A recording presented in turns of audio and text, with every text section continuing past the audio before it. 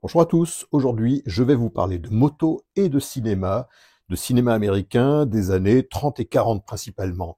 À l'époque, il y a deux choses qui font vendre les motos. Il y a les courses, évidemment, parce que comme on dit toujours, la moto qui gagne le dimanche se vend le lundi. Mais il y a aussi les stars hollywoodiennes, donc les acteurs principalement qui roulent en moto font des émules et incitent leurs fans à rouler sur le même type de moto.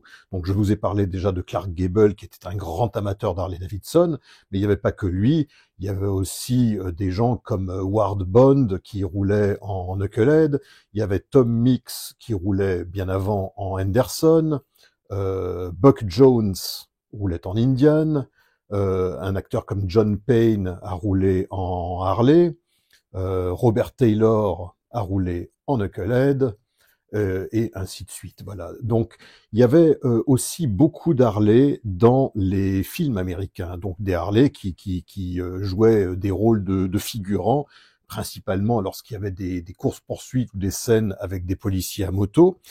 Et comme il y avait beaucoup d'Harley, ça agaçait un certain Floyd Clymer. Floyd Clymer était devenu le concessionnaire Indian en 1934 à Los Angeles, après que Al Crocker, son prédécesseur, ait décidé de se consacrer à plein temps à la construction de ces motos de course, principalement les Speedway Racers monocylindres d'abord, et ensuite les V-Twin. Les V-Twin, je vous en parlerai peut-être une autre fois. Donc, Floyd Clymer était devenu le concessionnaire Indian de Los Angeles, et il s'est dit, il faut à tout prix qu'on voit plus d'Indian dans les films. Donc qu'est-ce qu'il a fait? Il a décidé de prêter des Indian régulièrement aux grands studios d'Hollywood. Donc il y avait la 20th Century Fox, il y avait MGM, enfin ce genre de studio-là. Et ça a fini par porter ses fruits, ça s'est fait petit à petit. Alors d'abord en 1935, il y a eu un film qui s'appelait She Couldn't Take It avec George Raft et Ginger Rogers.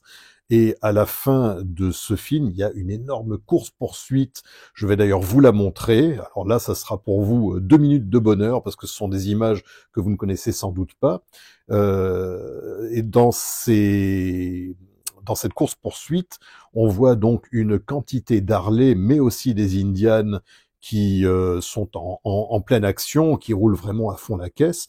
Et l'un des figurants, l'un des cascadeurs qui joue un rôle de flic là-dedans, n'est autre que Ed Kretz. Donc on est en 1935, il n'a pas encore gagné la première édition des 200 miles en 1937, mais c'est déjà un très très grand champion.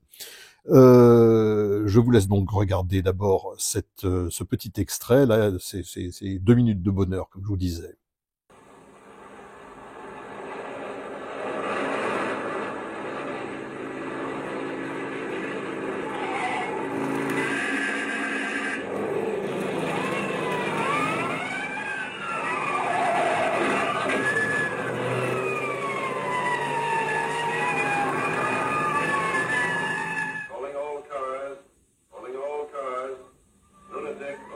Police car number 50 and is running amok.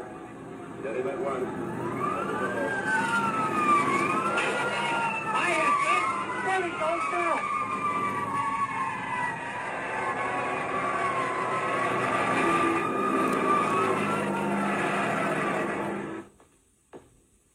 Get that spot off there!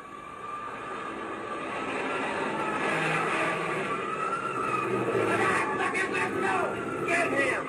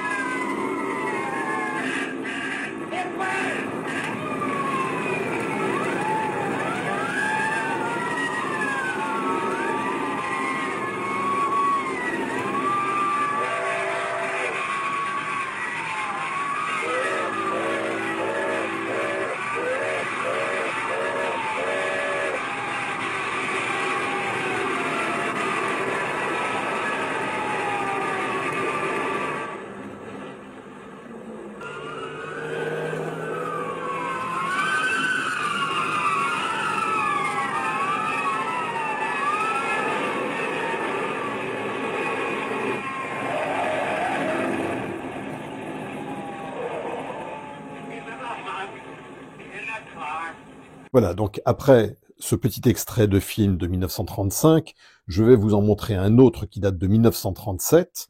Donc cette fois-ci, on voit deux Harley Flathead de la série VL. Le film s'appelle The Awful Truth avec Irene Dunne et Cary Grant. On voit donc des Harley rouler dans le film, mais en revanche, pour les photos de promo, on suppose que c'est à nouveau Floyd Clymer qui a prêté un Dispatch Tow Indian, donc un triporteur, l'équivalent du Servicar de chez Harley, pour faire les photos de promo du film The Awful Truth. Donc il y a même des gens qui se sont trompés, qui ont prétendu que on voit Cary Grant piloter un de ces tricycles Indian dans le film, ce qui est absolument faux. Un autre Dispatch Tow a été prêté en 1941, pareil, pour des photos de promo d'un film qui s'appelle Tom, Dick and Harry avec Ginger Rogers. Et là, bon, je suppose que c'est à nouveau Floyd Clymer qui a dû être à l'origine de ce trois roues. On a vu aussi Spencer Tracy, par exemple, rouler en Indian, jouer le rôle d'un policier à moto dans Disorderly Conduct. Et au final, ah oui, il y a eu aussi Edgar Bergen. Alors Edgar Bergen, c'était un acteur, mais qui était spécialiste pour ses numéros de ventriloque. Donc il avait une poupée de ventriloque qui s'appelait Charlie McCarthy, et il a véritablement acheté une Indian Junior Scout à Floyd Clymer.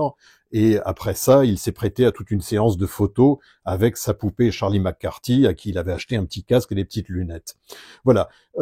En 1937, la 20th Century Fox a fini par acheter deux Indian Chiefs pour tous les films dans lesquels il était question de course-poursuite ou d'automobilistes qui se faisaient arrêter par des flics.